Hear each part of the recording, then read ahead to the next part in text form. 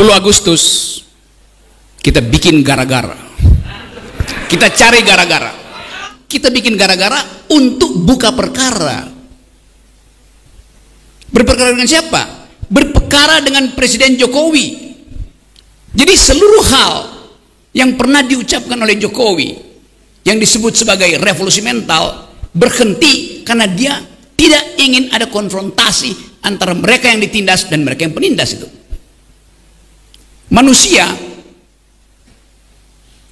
yang berupaya menutupi kejahatan, dia lebih buruk dari keledai itu. Sementara Presiden Jokowi tidak pernah peduli permintaan buruh. Dia berupaya untuk menunda pemilu karena dia belum dapat kesepakatan dari ketua-ketua partai. Siapa yang akan melindungi dia ketika dia lengser? Dia memikirkan nasibnya sendiri, dia nggak pikirin nasib kita. Itu bajingan yang tolol. Tapi bajingan tolol itu sekaligus bajingan yang pengecut. Ajaib, bajingan tapi pengecut itu.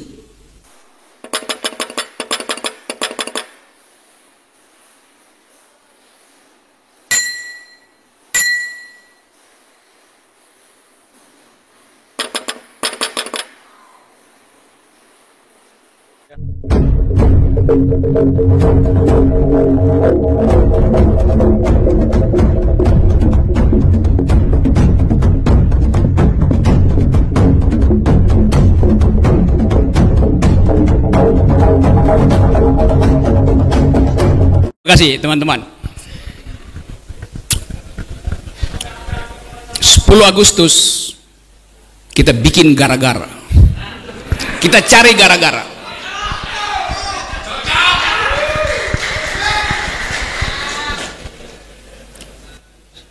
Seluruh kesempatan untuk diskusi sudah kita lalui. Diskusi dengan menteri, diskusi dengan dirjen, diskusi dengan kabinet, diskusi dengan anggota DPR. Hasilnya diabaikan. Maka saatnya kita bikin gara-gara. Apakah gara-gara itu inkonstitusional? Gara-gara itu disediakan oleh sejarah untuk berperkara. Kita bikin gara-gara untuk buka perkara. Berperkara dengan siapa? Berperkara dengan Presiden Jokowi. Berperkara dengan menteri biasa tuh. Tapi kita mesti hidupkan harapan bahwa hanya dengan berperkara kita bisa mempersoalkan kembali seluruh kebijakan bangsa ini yang dihianati oleh pemimpin tertinggi. Itu dasarnya. Jadi semua kegelisahan kita karena kita tahu siapa yang mesti kita arahkan untuk berperkara. Pada akhirnya begitu.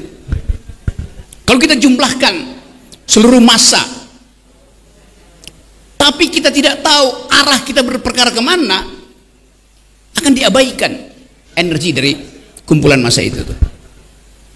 Jadi sekali lagi, ini konsolidasi bukan sekedar upaya untuk merawat kebersamaan yang memang udah ada, tapi konsolidasi untuk mengarahkan musuh dari buruh itu siapa. Secara ideologis musuh dari buruh adalah para kapitalis tuh. Tetapi siapa yang menghalangi buruh berkelahi dengan kapitalis? Ya kekuasaan yang menghalangi itu. Seluruh sejarah perburuan dunia adalah konfrontasi, artinya proletar dengan kapitalis, antara buruh dan pemilik modal. Lalu konfrontasi itu dibikin lembek oleh kekuasaan. Melalui apa? Melalui regulasi.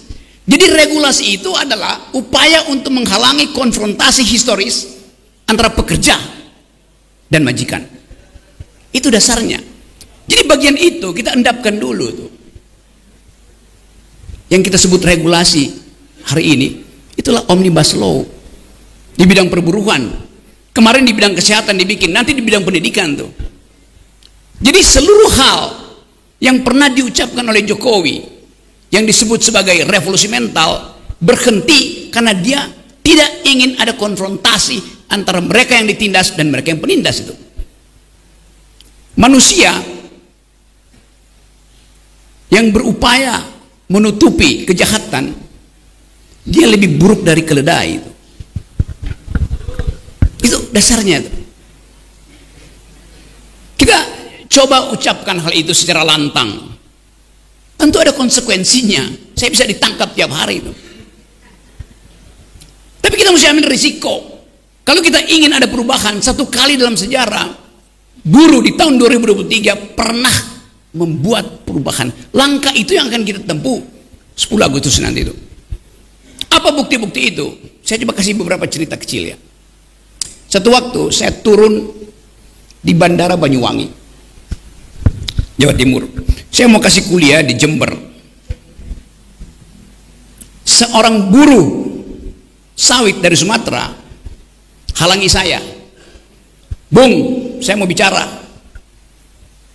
Tadinya saya pikir dia intel. Dia bilang, saya pekerja perkebunan. Oke Pak. Sambil gemetar, dia bilang, saya mau ceritakan sesuatu. Karena saya udah 2 jam turun dari pesawat, hendak pergi ke Jember untuk menjemput satu dari 2 anaknya yang disekolahin di Jember. Saya mulai duga nih, ada apa nih? Ada problem keluarga. Dia bilang begini, Pak Rocky, apa yang saya mau ucapkan pada 2 putra saya, kalau satu di antara mereka saya bawa pulang ke Sumatera. Loh, ada apa Pak? Begini,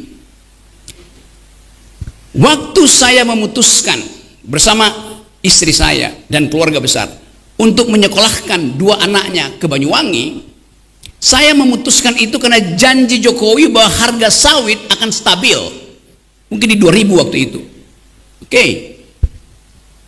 Jadi Bapak ini merencanakan ekonomi keluarga, kesejahteraan keluarga berdasarkan janji presiden pada waktu itu. Tiba-tiba harga sawit turun sampai Rp700, Rp900 per kilogram. Bayangkan, dia mesti bawa pulang satu dari 2 anaknya. Masalahnya adalah apa yang mesti dia pilih, anak yang mana yang mesti dia korbankan. Malam sebelumnya pasti dia bertengkar dengan istrinya tuh. Anak yang mana ayah? Hanya boleh ada 1 anak yang sekolah karena harga sawit turun. Lebih lanjut ada pertanyaan, kalau anak yang 1 itu diambil dibawa pulang ke Sumatera, apa kata teman-temannya? Narkoba, DO, bikin kejahatan. Ayah itu bingung, dia mesti memilih yang mana yang mesti dibawa pulang. Kalaupun dibawa pulang ke Sumatera, lingkungan tetangga di situ akan, kok pulang, bodoh ya anakmu. Jadi Anda bayangkan bahwa kebijakan negara yang menjadi patokan pembuatan rencana keluarga berantakan karena tidak ada jaminan negara tentang merosotnya pendapatan si buruh. Konkretnya begitu. Nanti kita dengar uraiannya. Pasti Jokowi akan bilang, harga sawit turun karena permintaan dunia berhenti. Oleh karena itu, salah sendiri Pak petani. Kenapa nggak menduga bahwa permintaan dunia akan berhenti? Dia mau salahkan si petani itu. Padahal dia yang janji bahwa harga akan stabil. Dan dengan kondisi itu, sang petani sawit mampu membayangkan masa depan anaknya. 2 tahun kemudian dia akan jadi manajer, 3 tahun kemudian dia akan jadi pemimpin perusahaan. Mimpi seorang buruh tani di Sumatera dibatalkan oleh ketidakkonsistenan Presiden Jokowi. Logika itu yang mesti kita pakai. Hal yang sama sekarang berlaku pada pegawai-pegawai tinggi, manajer-manajer di sepanjang Tamrin, yang juga berharap bahwa setelah dia pensiun dia masih bisa mensekolahkan anak-anaknya tuh, karena dia akan dapat 1 miliar.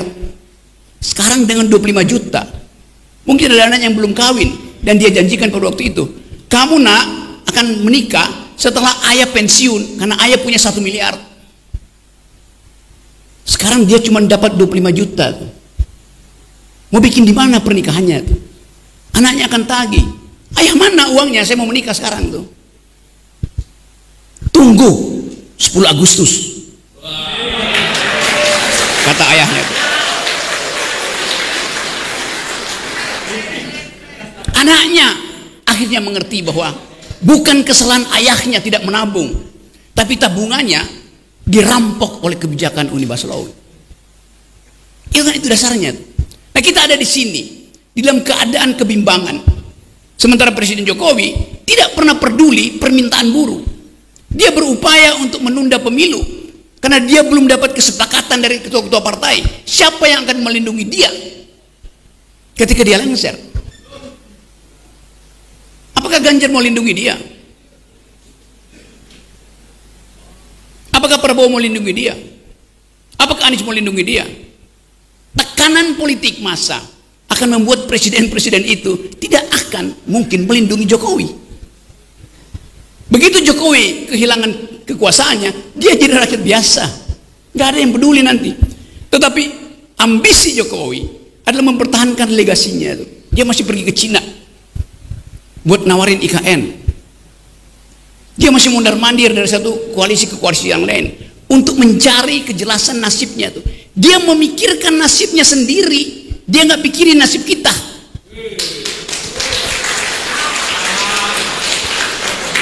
Itu bajingan yang tolol. Kalau dia bajingan pinter, dia mau terima berdebat dengan Jumhur Hidayat. Tapi bajingan tolol itu sekaligus bajingan yang pengecut. Ajaib, bajingan tapi pengecut itu. Jadi teman-teman, kita harus lantangkan ini.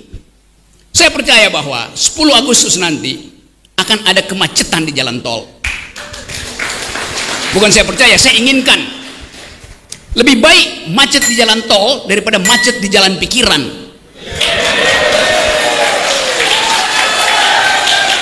Kita perlukan itu. Sejarah menunggu kita. Dan siapa yang dipanggil sejarah, dia mesti mewakafkan waktu dan tenaganya untuk memungkinkan sejarah itu menempuh jalurnya sendiri.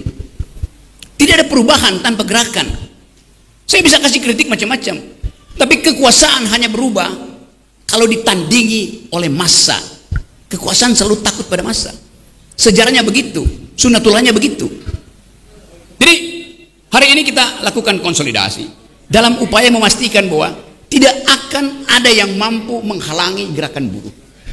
Tidak ada yang mampu menghalangi tuntutan keadilan. Tapi kita sebut ini seminar supaya nggak kena delik. Bayangkan aja, dalam upaya untuk menghasilkan keadilan pun kita mesti siksa. Padahal di depan kita ini adalah kita marah pada keadaan tuh. Seminar artinya senyum, Mira, dan Narti.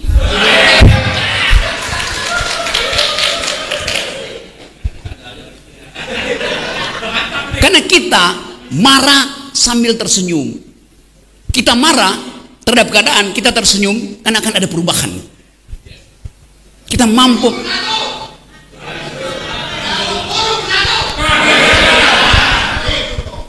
Jadi teman-teman, masih ada waktu. Yang terakhir, di ujung analisis kita, di ujung intuisi politik kita, kita mesti bertanya, pemilu jalan apa tidak? Sama, saya berpikir juga tidak. Tetapi kita menghendaki perubahan politik. Jadi, kalau pemilu terhalang oleh ambisi presiden sendiri, pemilu ini akan batal karena ambisi presiden belum maksimal tuh. Apa yang kita lakukan? People power. Dan people power itu dimulai dari Agustus. Jadi kita buka pintu itu, bahwa Anda akan disalib oleh mereka yang menunggu dukungan, nggak ada soal. Karena sejarah akan kembali meluruskan jalan Anda tuh. Jadi teman-teman, saya berpikir bahwa satu waktu sejarah Indonesia akan ditulis kembali, bahwa gerakan reformasi di 20 Mei 1998 ditulis ulang oleh gerakan buruh 10 Agustus 2023.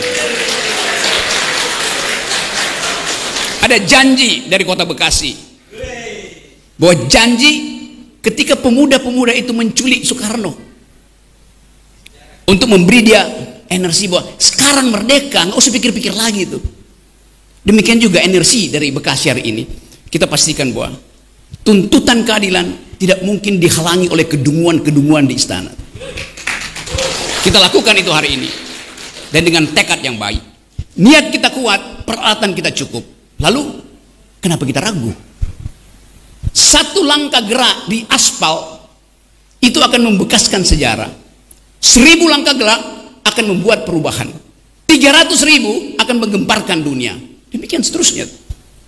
Apalagi kalau seluruh kenikmatan itu kita pertontonkan pada generasi baru, mereka akan ikut. Ada kegelisahan emak-emak, ada kalkulasi yang belum sempurna oleh mahasiswa itu. Tetapi buruh selesai dengan problem itu. Dan emak-emak akan ikut di belakang. Bayangkan hari pertama 100.000 emak-emak turun ke jalan kasih kita aqua. Itu menunjukkan bahwa seluruh bangsa ini menitipkan aspirasinya, menitipkan harapannya pada gerakan buruh. 3 hari kemudian mahasiswa turun. Hari keempat pas saya pastikan 10.000 profesor akan turun ke jalan karena mereka malu melihat buruh bertanding sendiri. Itu momentum yang akan kita lakukan. Jadi teman-teman, kita pastikan dari Bekasi akan ada perubahan. Bekasi artinya berani beraksi. Assalamualaikum warahmatullahi wabarakatuh.